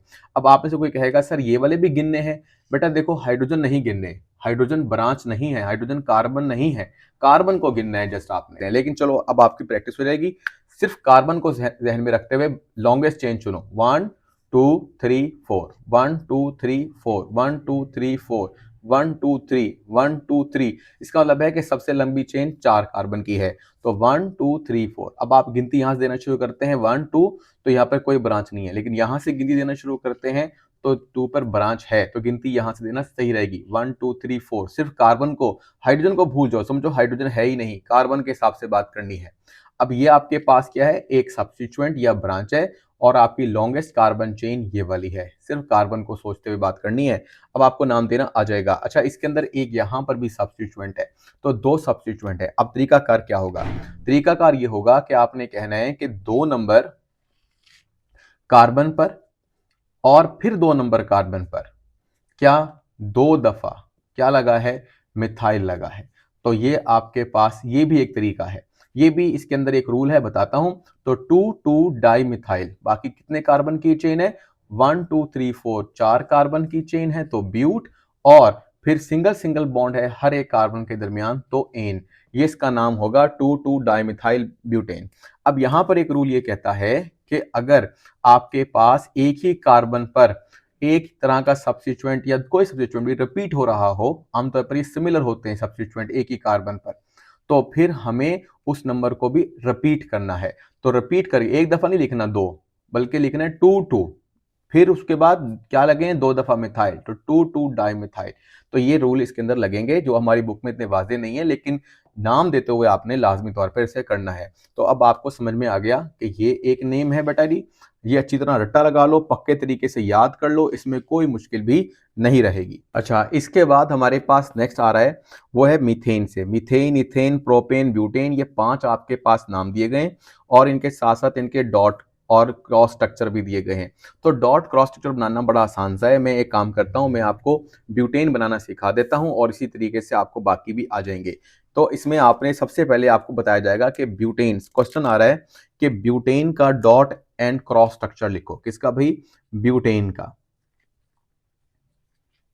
अब वो आप कैसे लिखोगे, देखो उसको लिखने के लिए क्या करना है, आपने ब्यूट देखना है यानी 4 कार्बन, तो आपने लगाने हैं 4 कार्बन, ये आपके पास में लो 1, फिर उसके बाद 2 3 और ये 4, 4 कार्बन हो गए। और फिर आपने एन के बारे में सोचना है, क्योंकि आपके पास हैं ही अल्केन्स, इसलिए कार्बन कार्बन के दरमियान सिंगल बॉन्ड आता है। अगर ब्यूटीन होता तो एक डबल बॉन्ड भी लगाना पड़ता। अच्छा बहरहाल, अब हमारे पास इतना आसान सा नाम है, अब आपने क्या करना है, इसमें एच भी लगाने हैं। अब 4 वैलेंसी पूरी करो, कैसे करोगे, 1 2 3 4, 1 2 3 4, 1 2 3 4, 1 2 3 4, देखो हर कार्बन की 4 वैलेंसी पूरी कर दी। इसके साथ साथ हाइड्रोजन भी लगा लो। तो ये आपके पास क्या हुआ, देखो 2 किस्म की बातें हैं यहाँ पर, जो टर्मिनल हैं, आखिरी कार्बन है, उनको मिलेगा 3H, ये बन जाएंगे CH3। इसी तरीके से यहाँ पर भी CH3 होगा। अच्छा, और जो दरमियान में कार्बन आएंगे, जैसे ये 2 कार्बन हैं, इनको कितने कितने H मिलेंगे, जस्ट 2 H मिलेंगे, इसको भी 2H मिलेंगे, इसको भी 2H मिलेंगे। अब मैं यहाँ पर आपको समझा देता हूँ, इसका नाम तो हमने रखा था मिथाइल, ठीक है ना। अब जो मिथाइल है वो तो आपको पता है पहले भी, लेकिन जो CH2 है इसे कहते हैं मिथाइलीन, ये अपने पास दिमाग में बैठा लो, ठीक है जी, ये क्या है, मिथाइलीन। अब बाकी भी H मुकम्मल कर लेते हैं, आपने को समझ तो आ गई है, आपने बस ये कोई डॉट डॉट वगैरह नहीं लगाने, अभी सिंपल सिंपल फार्मूला लिखना है, पर मैं समझाता आ रहा हूं। अब ये तो आपको ऑलरेडी आ गया, लेकिन इसके बाद जो डॉट क्रॉस है वो क्या है, वो भी सेम टू सेम यही है, लेकिन उसको बनाते हुए बस आपने बॉन्ड नहीं लगाना, बल्कि वहां पे डॉट क्रॉस लगाना है। तो 1 2 3 और ये 4। अब आपने देखो दरमियान में पहले बॉन्ड लगाए थे ना, अब एक काम कर लो, यहाँ पे आप ऐसे करो, डॉट डॉट डॉट लगा लो। अब इसमें लगाने की टेक्निक ये है कि डॉट के सामने क्रॉस ले आओ, क्रॉस क्रॉस क्रॉस, यानी कि एक दफा डॉट से शो कर दो, एक दफा क्रॉस से शो कर दो। ये तरीकाकार आसान रहेगा, हमारी बुक में थोड़ा सा डिफरेंट लगेगा आपको, लेकिन आप परेशान ना होइएगा, ये इस तरह भी कर सकते हैं, इससे कोई फर्क नहीं पड़ता। ये इलेक्ट्रॉन्स हैं जो दिखाए जा रहे हैं, चाहे डॉट से दिखाओ या क्रॉस से, इलेक्ट्रॉन तो इलेक्ट्रॉन ही होता है। अब आपने लगा लें एच, तो जो आप हाइड्रोजन लगा रहे हो वो आप यहाँ पर लगा रहे हो, हाइड्रोजन हाइड्रोजन, उसके साथ उसका एक डॉट लगाते हो, ठीक है। तो इस तरीके से जो हाइड्रोजन है वो यहाँ पर नजर आएंगे, 2 हाइड्रोजन मिथाइलिन के। अब यहाँ पर क्रॉस लगा दो क्योंकि डॉट पहले लगा हुआ है। अब आपको मेरी बात समझ में आ गई होगी, इसी तरह से इसको रिपीट कर लो, डॉट के सामने क्रॉस आ गया, क्रॉस के सामने डॉट आ गया, और ये आपके पास डॉट क्रॉस स्ट्रक्चर बन गया। इसमें कोई ऐसा मसला नहीं है, तो इसको आप कह सकते हो कि this is a dot cross model structure, ठीक है, मॉलिक्यूल, किसी तरीके से भी नाम आ सकता है, तो आप इस तरह से इसको कर लो। अब वापस आ जाओ, इस पेज के ऊपर आखिर में लिखा हुआ है how many methyl and methylene groups are present in each of the above compound, यानी मिथाइल और मिथाइलिन के बारे में बताओ। तो देखो मैंने समझा दिया आपको, जो मुश्किल एग्जांपल थी वो देके समझाया है, बाकी आपने खुद करनी है और मुझे बताना है कि बाकी में कितने मिथाइल और मिथाइलिन स्ट्रक्चर हैं। देखो भाई, ये आपके पास एक मिथाइल और ये आपके पास दूसरा मिथाइल, ठीक है। तो यहाँ पर जो हमारे पास ब्यूटेन है, इसके अंदर 2 क्या हैं, मिथाइल है, ये नाम नहीं दे रहे, ये हम ग्रुप के नाम लिख रहे हैं। और ये जो आपके पास एक और ये एक, यानी दो आपके पास यहां बन गए हैं, इनका नाम है मिथाइलिन। तो इस तरह से आपने मिथाइल और मिथाइलिन की तादाद बता दी। अब जाहिर सी बात है, अगर कार्बन यहां से एक निकाल दिया जाएगा तो एक मिथाइलिन कम हो जाएगा प्रोपेन में, और अगर दो निकाल देते हैं तो इथेन में और दो कम हो जाएंगे, और इस तरह आप अंदाजा कर सकोगे। तो यहां तक तो आपको जो ये वाला पेज है ये समझ में आ गया है, ठीक है जी। इसके बाद आप देखोगे तो हमारे पास छोटा सा एक और हिस्सा है, प्रिपरेशन ऑफ अल्केन। ये भी एक इंपॉर्टेंट पार्ट रहेगा क्योंकि यहाँ पर केमिकल रिएक्शन है, ये हमने करने हैं, सही है। तो ये मैं आपको करवाता हूँ इसमें से अहम तरीन हिस्से। हाँ जी, तो ये जो आपके पास प्रिपरेशन ऑफ अल्केन है, इस अल्केन के अंदर हमारे पास तीन मेथड दिए हुए हैं। एक का नाम क्रैकिंग, दूसरा रिडक्शन ऑफ अल्कीन और अल्काइन, और तीसरा आपके पास रिडक्शन ऑफ अल्काइल हैलाइड। तीन मेथड हैं। इन तीनों मेथड को आपने समझना है। मैं थोड़ा सा आपको समझा देता हूँ, रीडिंग आप यहाँ से कर सकते हो। सबसे पहले आपने क्रैकिंग की डेफिनेशन को हाईलाइट कर लेना है। क्रैकिंग का मतलब टूटना, यानी बड़े कंपाउंड्स को तोड़ के छोटा करना। अब सवाल यह है कि बड़े कंपाउंड को छोटा क्यों किया जाता है, तो जवाब यह है कि बड़े कंपाउंड ज़्यादा यूजफुल नहीं होते और छोटे कंपाउंड यूजफुल होते हैं, लेकिन तादाद में कम होते हैं। तो बड़े कंपाउंड जो लेस यूजफुल हैं उनको तोड़कर छोटा कर दिया जाता है, उनकी कार्बन चेन छोटी कर दी जाती है और यूजफुल कंपाउंड में चेंज कर लिया जाता है। इसका फायदा भी हुआ, ये प्रोसेस भी। देखो यहाँ लिखा है, cracking is the name of the process in with the hydrocarbons with higher molecular mass, यानी बड़े मॉलिक्यूल जो होते हैं जिनका मास भी ज्यादा होता है, which are lesser in demand, जिसकी ज्यादा डिमांड नहीं होती, are broken up into the smaller hydrocarbons, उनको छोटे हाइड्रोकार्बन में चेंज कर लेते हैं, which are more in demand, जिसकी जरूरत ज्यादा होती है। जैसे कैरोसिन, जो पेट्रोल जो आपके पास होता है मिट्टी का तेल, उसकी जरूरत कम होती है लेकिन पेट्रोल की जरूरत ज्यादा होती है। तो इस तरह कैरोसिन को हम पेट्रोल में चेंज कर लेते हैं। This is done by heating, ये किया जाता है heating the hydrocarbons at high temperature in the presence of catalyst. तो कैटलिस्ट की मौजूदगी में ये अमल करते हैं। तो देखो यहाँ पर कोई इतना मुश्किल चीज तो लिखी नहीं है, बड़ी आसान सी है। वो लिखा है नेफ्था, ठीक है। नेफ्था एक ऑर्गेनिक कंपाउंड है जो पेट्रोलियम से हासिल होता है, जमीन से डायरेक्टली हासिल होता है। फिर उसको रिफाइनरी में लेके जाते हैं और फिर हम उसमें एक कैटलिस्ट इस्तेमाल करते हैं, ये आपने जरूर लिखना है, दैट इज कॉल्ड जियोलाइट, और 500 डिग्री टेम्परेचर रखते हैं। तो उसके बाद क्या होता है, ये जो नेफ्था जो डिफरेंट हाइड्रोकार्बन का मिक्सचर है वो टूट कर छोटी छोटी चेन बनाता है जिसमें 5 से 10 कार्बन एटम्स मौजूद होते हैं। तो इस तरीके से आपने नेफ्था को छोटा करके यूजफुल कंपाउंड में चेंज कर दिया। तो ये आपके पास एक सिंपल सा मैं लिख रहा हूं कि प्रिपरेशन ऑफ अल्कीन के अंदर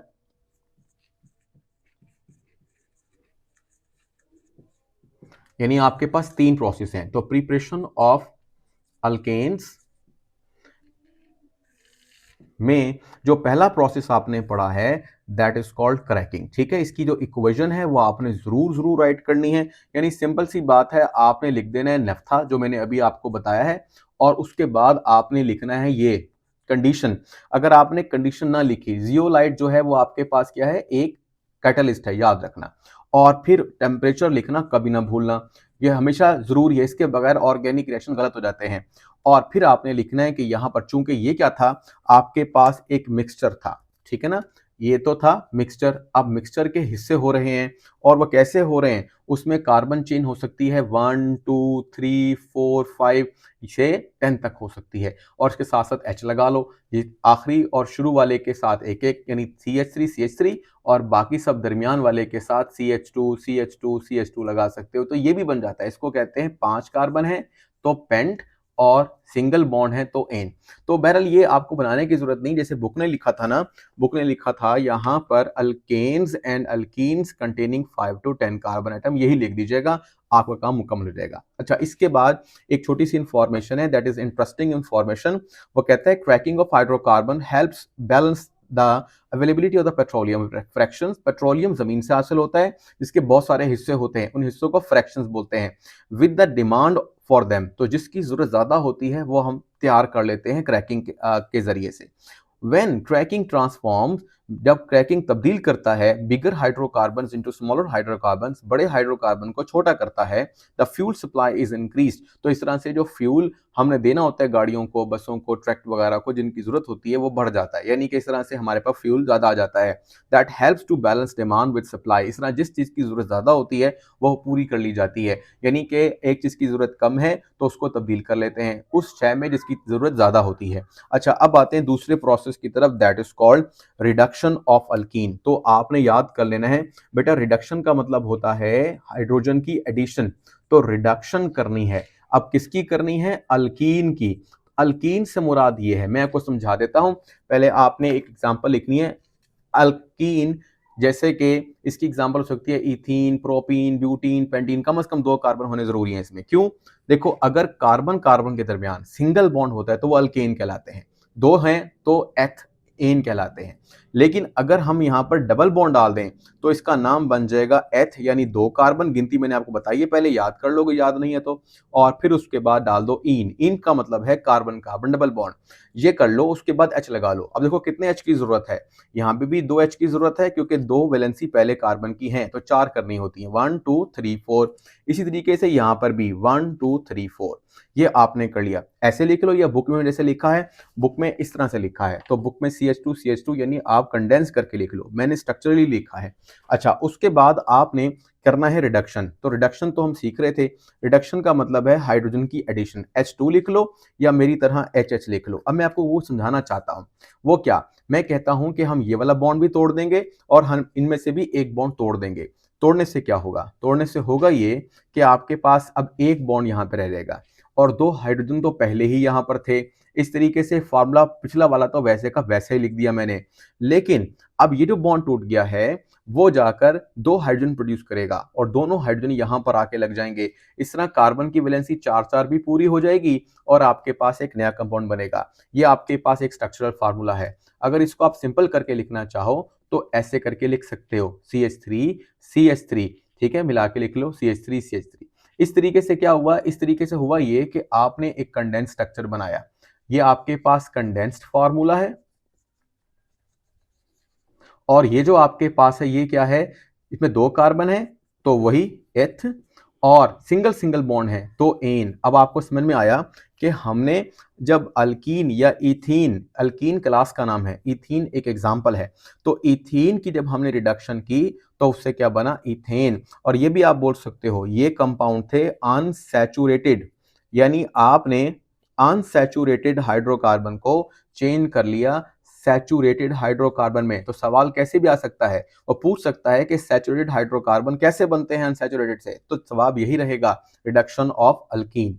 ठीक है, और इसमें एक और इजाफा कर लो, जैसे कि हमने ये लिखा कि आप ऐसे भी लिख सकते हो और अगर आप चाहो तो इस फार्मूले को एक और तरीके से भी लिख सकते हो। वो कैसे? C2H6। तो ये आपके पास कौन सा फार्मूला है? ये आपके पास है मॉलिक्यूलर फार्मूला। ठीक है जी। तो अब आपको मॉलिक्यूलर फार्मूला, कंडेंस फार्मूला और स्ट्रक्चरल फार्मूला समझ में आया। ये भी स्ट्रक्चरल फार्मूला है, ये भी स्ट्रक्चरल फार्मूला है। ये अल्कीन या इथीन का है और ये आपके देखो बेटा, अल्कीन हो सकते हैं ethene, propene, butene, pentene, hexene and so on. तो हमने इथीन की मिसाल ली है। अल्केन कुछ भी हो सकते हैं, methane, ethane, propane, butane, pentane. हमने इथीन से इथेन बनाया, 2 कार्बन वाले से 2 कार्बन वाला कंपाउंड ही बनाया है। बस फर्क ये है कि यहाँ डबल बॉन्ड था और यहाँ पर सिंगल बॉन्ड है। इस तरह आपका जो ये वाला हिस्सा है ये भी मुकम्मल होता है। लेकिन इसमें एक चीज जो हमने नहीं लिखी वो लिखी है निकल और 200 डिग्री सेल्सियस। तो ये आपने जरूर लिखना है, निकल जो कि कैटलिस्ट है और टेम्परेचर 200 डिग्री सेल्सियस, ये जरूर लिखना है। ठीक है, अब इसको बिल्कुल सिंपल करके लिख लेते हैं। एक एग्जांपल और लेते हैं। अब के बार हम कार्बन कार्बन ट्रिपल बॉन्ड लेंगे। अब एक एक एच लगाने की जरूरत पड़ेगी क्योंकि यहाँ पे कार्बन की 4 वैलेंसी पूरी हो गई। 2 कार्बन है तो वर्ड बनेगा इथ और ट्रिपल बॉन्ड है तो इथाइन। अब आपने जब एक बॉन्ड खत्म किया था तो 2 हाइड्रोजन ऐड किए थे। अब आपने यहां से 2 बॉन्ड खत्म करने हैं ताकि आप अल्केन बना सको। तो इसलिए अब आपको क्या करना पड़ेगा? अब आपको 4 हाइड्रोजन लेने पड़ेंगे। 4 कैसे लोगे? 2H2 लिख दो या यहां पर 2H2 लिख दो, ये भी सही है। और अगर आपने इसको 2 दफा लिखना है तो भी लिख दो और बाकी वही का वही सेम रिएक्शन कर दो जो बुक में किया हुआ है। ठीक है, लेकिन आपने वो जरूर लगाना है, यानी निकल और 200 सेल्सियस टेम्परेचर। अब बनाना वही है। यहां पर कितने बॉन्ड टूट गए हैं? 2 बॉन्ड टूट गए हैं। 3 थे ना, 2 टूट गए, एक रह गया है। इसके पास पहले भी क्या थे? एक एक एच तो पहले भी था, तो वो एक एक एच हमने ये वाला लगा दिया, यानी ये वाला भी ये वाला भी। अब क्या है? 4 नए हाइड्रोजन आए हैं, 2 इसके पास आए हैं, 2 इसके पास आए हैं। ठीक है, चाहे रेड कलर में लिख लो ताकि ये नजर आ जाए आपको ये रेड कलर है। तो ये देखो, ये आपके पास हाइड्रोजन, ये भी हाइड्रोजन, यहां पर भी हाइड्रोजन। तो 4 नए हाइड्रोजन आ गए हैं। और ये नया फार्मूले को अगर आप कंडेंस करके लिखना चाहो तो कैसे लिखोगे? ये वही ऊपर वाला फार्मूला है, इसमें कोई फर्क नहीं है। अब आपने दो तरीके से इथेन तैयार कर लिया है। इथेन तैयार करने के दो तरीके आपने लिए। कहाँ से? आपने एक इथीन से तैयार किया और आपने एक इथाइन से तैयार किया। कैसे की? कैसे यानी इस अमल को किया? रिडक्शन करके। तो रिडक्शन जो है वो किस तरीके से? अल्कीन की भी कर ली और ये वाला अल्काइन। ठीक है, तो ये आपकी बुक में एग्जांपल थी तो मैंने यहां पर लिख दिया। ठीक है, अल्काइन। तो रिडक्शन ऑफ अल्कीन और रिडक्शन ऑफ अल्काइन से प्रोड्यूस हुआ क्या? अल्केन। ये जो हमने तैयार करना था। तो अब आपके पास ये वाला जो रिडक्शन ऑफ अल्कीन और अल्काइन मुकम्मल हो गया है। यहाँ पे एक इंफॉर्मेशन लिखी है, addition of hydrogen to the alkenes और अल्काइंस इज कॉल्ड रिडक्शन, यानी कि हाइड्रोजन की एडिशन को क्या रिडक्शन कहते हैं। This reaction is use to prepare, underline कर लो, ये आपके पास अहम चीज है, that is called vanaspati ghee. यानी आपने बनास्पति घी तैयार करना है तो इससे करेंगे। तो यहां पर आपके पास नजर आ रहा है जी बनास्पति घी, ये आपका एमसीक्यू है और आगे लिखा है मार्जरीन। ठीक है, तो इस तरीके से मार्जरीन भी इसी प्रोसेस से इस्तेमाल, मार्जरीन अगर सुबह नाश्ते में खाते हो तो पता है, तो समझ लें कि ये भी एक तरीका है। अब लास्ट में आता है रिडक्शन ऑफ अल्काइल हैलाइड, यानी अल्काइल हैलाइड की रिडक्शन भी करते हैं। वो कैसे होगा? ये थर्ड प्रोसेस है। हाँ जी, तो पहले हमने पढ़ा क्रैकिंग ऑफ, यानी क्रैकिंग नफ्था की, या क्रैकिंग ऑफ लार्जर हाइड्रोकार्बन। दूसरे हमने पढ़ा reduction of alkyne L alkyne. अब हम पढ़ रहे हैं रिडक्शन ऑफ अल्काइल हैलाइड। अब पहला सवाल ये आता है कि अल्काइल हैलाइड क्या होते हैं। देखो बेटा, जब यहाँ पर हैलाइड लगा हो तो इसका मतलब होता है यहाँ पर एक्स लगा है। एक्स का मतलब क्लोरीन हो सकता है, ब्रोमीन हो सकता है, आयोडीन हो सकता है। और अल्काइल को हम पहले पढ़ के हैं, जैसे मिथाइल, इथाइल, प्रोपाइल, इसको हम जनरली आर बोलते हैं। यानी अगर हम एक अल्केन में से, ये याद कर लो, अगर हम एक अल्केन में से H को निकाल दें तो हमें अल्काइल मिलता है। जैसे मिसाल के तौर पर अगर हम CH4 में से एक H निकाल दें तो हमें मिथाइल मिलता है। ठीक है, मिथाइल, मिथाइल अगर आगे चलो तो इथाइल, प्रोपाइल, ब्यूटाइल, ये सब R है। तो अगर R और X आपस में मिल जाए तो R और X जनरल फार्मूला बन जाता है किसका? अल्काइल हैलाइड का। तो ये अल्काइल हैलाइड है, इसको अब हमने क्या करना है? इसकी रिडक्शन करनी है। तो रिडक्शन करने के लिए तरीका इख्तियार किया गया है कि पहले हम कैटलिस्ट को देखेंगे जो हम इस्तेमाल करने लगेंगे। ये है जिंक और प्लस HCl। ये दोनों जब आपस में मिलते हैं तो क्या बनता है? तो आपने बताना है जिंक क्लोराइड, ये एक सॉल्ट है, यानी जिंक जो है वो क्लोरीन से मिल गया, लेकिन एक जिंक की वैलेंसी 2 होती है, इसलिए 2 क्लोरीन यहाँ पर आते हैं। तो यहाँ 2 क्लोरीन की वजह से अब आपको बैलेंस करने के लिए 2 भी लगाना पड़ेगा। अब बाकी क्या बच गया? 2 हाइड्रोजन। तो ये आपके पास हाइड्रोजन है। ये जो नया नया हाइड्रोजन बनता है ना, इसको हम कहते हैं नेसेंट हाइड्रोजन, नौजायदा हाइड्रोजन। तो इसको ऐसे करके लिखना है, H2 करके नहीं लिखना, वरना वो स्टेबल हो जाएगा। अब ये स्टेबल नहीं है हाइड्रोजन। अभी जो हाइड्रोजन स्टेबल नहीं है, ये किसी भी कंपाउंड का हिस्सा बनेगा और उसकी रिडक्शन कर देगा, जैसे अभी हम करके देखते हैं। अब आप उठा लो RX, यानी अल्काइल हैलाइड। अब आपने वो जो हाइड्रोजन बनाए हैं वो बेशक यहाँ लिख लो या फिर आप एरो पे लिख लो। हमारी बुक के अंदर ये एरो पे लिखे गए हैं। ठीक है, तो अब आपने ये ऐसे किया। अब एक H दे दो R को, देखो एक H दे दो R को और दूसरा H दे दो X को, ये बन जाएगा HX। अब जरा मैं इसको दोबारा समझाता हूं आपको। मैं R की जगह पर लेता हूं CH3।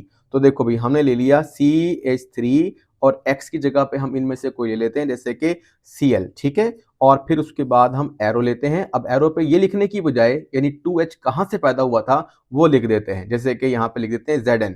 यहाँ भी लिख सकते हैं ZnHCl, और अगर आपकी किताब के हिसाब से देखा जाए तो आप अपनी किताब में लिख सकते हो कि भाई इसके अंदर Zn और HCl का इस्तेमाल हुआ है। ठीक है, तो अब आपको, इसलिए मैं नहीं कहता कि आप लाजमी यहाँ लिखो, अगर आप एरो पे लिख लोगे तो आपको कंफ्यूजन खत्म हो जाएगी। अब आपने यूँ सोचना है, इसको नहीं सोचना यहाँ Zn क्यों नहीं आया, क्योंकि प्रोडक्ट में Zn नजर ही नहीं आएगा आपको, क्योंकि असल में ये तो दोनों मिलने के बाद क्या पैदा करते हैं? हाइड्रोजन। वो जो हाइड्रोजन है ना, वो किसको मिलेगी? एक R को। R यहाँ पर CH3 है। अब CH3 को एक और H मिलेगा तो ये बन जाएगा CH4, और Cl को भी एक H मिलेगा तो ये बन जाएगा HCl। अब HX को HCl समझो और RH को CH4 समझो। इस तरह से आपने मीथेन की तैयारी कर ली। ठीक है, तो ये कैसे की? आपने इन दोनों की मदद से क्या पैदा किया? हाइड्रोजन। और वो हाइड्रोजन आपने किसको दिया? इसको। तो इस कंपाउंड की क्या हो गई? रिडक्शन। तो ये आपको रिडक्शन के बाद अल्काइल हैलाइड की रिडक्शन के बाद हासिल होने वाले अल्केन है।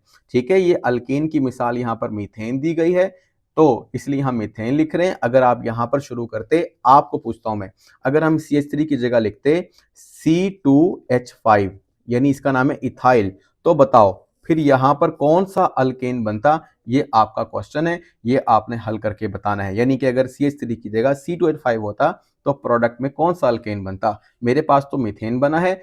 ठीक है, आपके पास क्या बनेगा, ये आपका क्वेश्चन है। ठीक है जी, ये आपने लाजमी तौर पर करके मुझे कमेंट बॉक्स में बताना है। इसके बाद आप देखेंगे तो स्मार्ट सिलेबस का हिस्सा नहीं है यहाँ पर, इसलिए इसको मैंने फिलहाल नहीं कराया। और फिर आप आगे देखें, ये सारा का सारा हिस्सा हमारे पास शामिल नहीं है। बाकी MCQs आप आपने हल करने हैं। MCQ आपको आते हैं या नहीं आते, ये आपने मुझे बताना है। मैं थोड़ा सा आपको गाइड कर देता हूँ। Which other atom is almost always present along the carbon atom? Carbon atom के अलावा वो कौन सा दूसरा है जो हमेशा मौजूद होता है ऑर्गेनिक कंपाउंड के अंदर? तो फिर वो कौन सा होगा? हाइड्रोजन, क्योंकि इसके बगैर तो कंपाउंड पूरा नहीं होता। ठीक है, ये हमारे पास शामिल नहीं है। 2, 3, 4 में आ जाए। Why does a mixture of zinc and hydrochloric acid act as a reducing agent? यही वाली बात जो अभी हमने पढ़ी है कि इन दोनों का मिक्सचर क्यों इस्तेमाल करते हैं रिडक्शन के लिए, तो उसका जवाब ये था कि ये हाइड्रोजन पैदा करता है, नेसेंट हाइड्रोजन। देखते हैं हमारी बुक में क्या लिखता है। Because zinc act as a reducing agent, because atomic hydrogen is produced. हाँ, एटॉमिक हाइड्रोजन पैदा होती है, इसे नेसेंट भी कहते हैं। With zinc and HCl act as a reducing agent. हाँ, ये तो रिड्यूस तो कर रहे हैं, हाइड्रोजन की एडिशन रिडक्शन कहलाती है, तो ये रिडक्शन का सबब बन रहे हैं। बिकॉज मॉलिक्यूलर हाइड्रोजन H2 पैदा नहीं होती। Because chlorine ions are produce. No no no. तो ये आपके पास जो जवाब आ रहा है वो यहाँ पर आ रहा है, इसको अच्छी तरीके से आपने हाईलाइट कर लेना है कि यहाँ पर एटॉमिक हाइड्रोजन प्रोड्यूस होती है, ये वाली एटॉमिक हाइड्रोजन कहलाती है। इसके बाद नेक्स्ट पर चलो, नंबर आ जाओ 7 पर। तो क्योंकि ये बल्कि 5 भी शामिल है। Which alkane will evolve the most amount of heat when it is burned with oxygen? वो कौन सा अल्केन है जिसको जलाने पर बहुत सारी हीट हासिल होती है? तो ethane, propane, n butane, isobutane. ठीक है, तो बात यहाँ पर यह है कि इसमें से सबसे जलना आसान आइसोब्यूटेन का होता है। ये असल में एक फार्मूला भी है जो ब्रांच चेन का। देखो बेटा, ये ब्रांच्ड है। ब्रांच का मतलब यह है कि इसके अंदर बहुत सारे कह लो कि सब्स्टिट्यूएंट हैं। जितने सब्स्टिट्यूएंट बढ़ जाते हैं ना, तो ये ब्यूटेन जो हमने पढ़ा था ना पहले वाला, मैं आपको बता देता हूं अगर आपको समझ नहीं आ रही तो। ये देखो, ये आपके पास है 1, 2, 3 और चौथा यहां पर है, तो इसको हम कह देते हैं ब्यूटेन। ठीक है, अगर ये भी ब्यूटेन है लेकिन इसका नाम आइसोब्यूटेन यानी कि ब्रांच वाला। और अगर ये सिंपल 1, 2, 3, 4 होता तो ये एन ब्यूटेन कहलाता। ठीक है, तो इस तरीके से एन ब्यूटेन ये है। तो जो ये होता है ना, इसका मेल्टिंग बॉइलिंग पॉइंट कम होता है, ये जल्दी से जल पड़ता है। इसके साथ एच भी है। कभी आप सोचो सर ने एच नहीं लगाए तो एच नहीं होते, मैं ना लगाऊं तो आपने जरूर लगाना है। मैं समझाने के लिए, सिंपल रखने के लिए ऐसा करता हूं। तो ये ज्यादा अच्छा फ्यूल है, जितना ब्रांच होता है वो अच्छा फ्यूल कहलाता है, और अच्छा फ्यूल ज्यादा जलने के बाद क्या देता है? एनर्जी दे देता है। ठीक है, तो इसका जवाब हमने आइसोब्यूटेन लगा दिया। अच्छा, इसमें एक चीज और भी है, ये मैंने एज अ फ्यूल लिया है लेकिन इसमें थोड़ी सी कबाहत भी है। वो ये कि छोटे जो कंपाउंड होते हैं वो भी जल्दी जल पड़ते हैं, लेकिन उनमें चूंकि कार्बन की मिकदार कम होती है इसलिए वो हीट कम देंगे। अच्छा, अब चलते हैं नेक्स्ट क्वेश्चन पर। नेक्स्ट क्वेश्चन है which hydrocarbon is responsible for explosion in the coal mine? ठीक है, which hydrocarbon is responsible for explosion? भाई जब हम बाजूकात कान कुनी करते हैं कोयले की कान में तो वहाँ धमाके हो जाते हैं, क्योंकि वहां पर एक गैस होती है जो जल पड़ती है, तो वो जाहिर सी बात है नेचुरल गैस ही होगी जिसका नाम क्या होगा? मीथेन होगा। ठीक है, तो इसको हम कर लेंगे। अच्छा जी, उसके बाद आगे चलते हैं। Which product will be formed when ethyl bromide is treated? भाई ये मैंने सवाल आपको दिया हुआ है, यानी आपने यहाँ पर इथाइल लगा लेना है और साथ यानी आपने अल्काइल हैलाइड की जगह पर आपने लेना है C2H5Br। मैंने Cl लिया है, आप Br लेना और फिर बताना क्या प्रोडक्ट है। ये जवाब आपके जिम्मे हुआ। ठीक है, जवाब मैं दे चुका हूं, वैसे आसान बहुत है इसके अंदर, तो ये मुकम्मल हो जाएगा। इस तरह से बेटा आपके पास आ रहा है questions for the short answers. ये क्या है? तो इसमें भी आपके पास कुछ सवाल नहीं है। जो स्मार्ट सिलेबस का पार्ट है, इसमें लिखा है differentiate between an organic and inorganic compound. Carbon के कंपाउंड ऑर्गेनिक हैं और बाकी सारे एलिमेंट्स के कंपाउंड इनऑर्गेनिक है। ये थोड़ा सा हिंट दे रहा हूं, लेकिन आपके पास जो टेक्स्ट बुक हो, अगर आपको सवाल का जवाब नहीं मिलता तो फिर मुझे बता दीजिएगा, लेकिन अगर आपके पास कोई हेल्पिंग गाइड है तो फिर आप वहीं से कर लेंगे।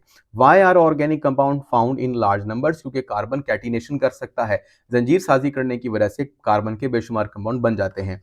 Number next, how naphtha fractions is decompose to give lower hydrocarbon, किसकी वजह से, क्रैकिंग होने की वजह से जो नेफ्था है जिसमें मिक्सचर है काफी ऑर्गेनिक कंपाउंड का वो टूटकर छोटे ऑर्गेनिक कंपाउंड बना लेते हैं। Number next, right down the molecular formula, structural formula and condense formula. ये बेटा आइसोब्यूटेन के लिए लिखना है, यही आपके पास है, इसको मैंने कंडेंस फॉर्म में लिखा है, इन सबके H अलग अलग कर दो तो स्ट्रक्चरल बन जाएगा। और अगर C4 और H कितने लगाओगे, 4 2 जा 8 प्लस 2 10, C4H10 लगा दोगे तो आपके पास हो जाएगा ये मोलेकुलर फार्मूला। ठीक है, इसको करके देखो, ना आए तो फिर मुझसे पूछो। फिर उसके बाद लिखता है how are organic compound useful for us, organic compound हमारे लिए क्यों फायदेमंद है। तो हमने शुरू में पढ़ लिया था इसी लेक्चर के कि यहाँ पे फ्यूल मिलता है, सिंथेटिक फाइबर्स हैं, ठीक है, और बहुत सारे फार्मास्यूटिकल्स हैं, इन चीज़ों के बारे में जो मैंने शुरू में बताया था आपको वही लिख दीजिएगा। Right down the name of 5 such organic compound which exist naturally. भाई 5 ऑर्गेनिक कंपाउंड के नाम बताओ, वो जो आपको बताया था नेचुरल गैस यानी CNG और क्या कहते हैं लिक्विफाइड पेट्रोलियम गैस LPG, इस तरह के जो क्या कहते हैं ऑर्गेनिक कंपाउंड्स थे वो आप लिख दो, वो आपके पास, और इस तरह प्रोटीन, कार्बोहाइड्रेट, फैट्स और बहुत सारे सारे नेचुरल हैं, ये मैंने शुरू में जिक्र कर दिया था बेटा। फिर ये सवाल कट गए हैं। फिर कंस्ट्रक्टेड रिस्पॉन्स क्वेश्चंस हैं, इसके अंदर पहला क्वेश्चन है why do alkane show little reactivity, चूंकि ये पहले सैचुरेटेड होता है और सैचुरेटेड कंपाउंड मजीद रिएक्शन नहीं करता, अगर करना हो तो पहले वाले बॉन्ड तोड़ने पड़ते हैं। यानी इसका मतलब है, देखो इसमें हमारे पास जो लास्ट टाइम हमने पढ़ा था रिडक्शन ऑफ अल्कीन में, थोड़ा ये मिट गया है लेकिन चलो आप, तो उसमें डबल बॉन्ड था और साथ दो दो H भी थे। जब हमने इसका रिएक्शन कंप्लीट किया तो सिर्फ हमने बॉन्ड तोड़ा, यानी एटम को एक दूसरे से अलग नहीं किया और एक एक H और ऐड कर दिया, इस तरह से ईथीन से इथेन बन गया। तो बात यह है कि जो डबल बॉन्ड पहले से रखते हैं या ट्रिपल बॉन्ड पहले से रखते हैं वो क्या होते हैं, रिएक्टिव होते हैं, उनके लिए रिएक्शन करना आसान होता है।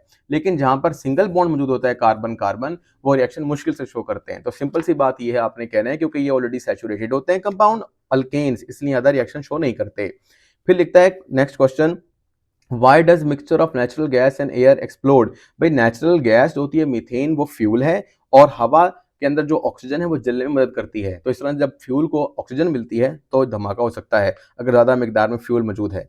How do you compare the melting and boiling point of inorganic and organic compound. बेटा इनऑर्गेनिक कंपाउंड के मेल्टिंग बॉइलिंग पॉइंट ज्यादा होते हैं, जैसे कि आपके पास सोडियम क्लोराइड, खाने का नमक, पिघलता नहीं है, बहुत बड़े टेम्परेचर पर पिघलता है, यानी 600 डिग्री सेंटीग्रेड से ऊपर जाने पर पिघलता है।